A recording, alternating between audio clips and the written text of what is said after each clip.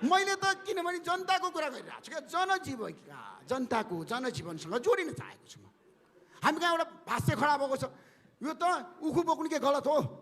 उखु किसानको मागलाई मैले सम्बोधन गर्छु भनेर म राजनीतिमा आएको, उखु किसानलाई न्याय दिन्छु भनेर म राजनीतिमा आएको।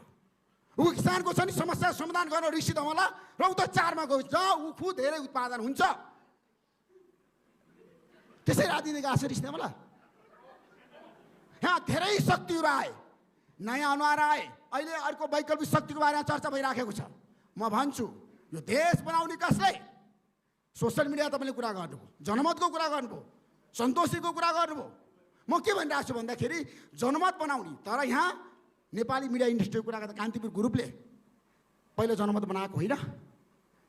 62-63 जनआन्दोलनको छ नि नेतृत्व गरेको कसले? मिडियाबाट। तर आज त्यो जनमत कान्तिपुरले बनाउन सकेको छ? हामी आत्म समीक्षा गरौँ न।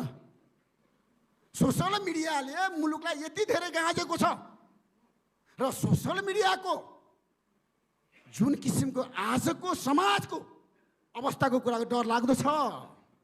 अहिले तपाईँहरू खुसी भइरहनु होला, त्यसले समाजलाई बनाइराखेको छैन, समाजलाई भाँडिराखेको छ, बिगारिराखेको छ।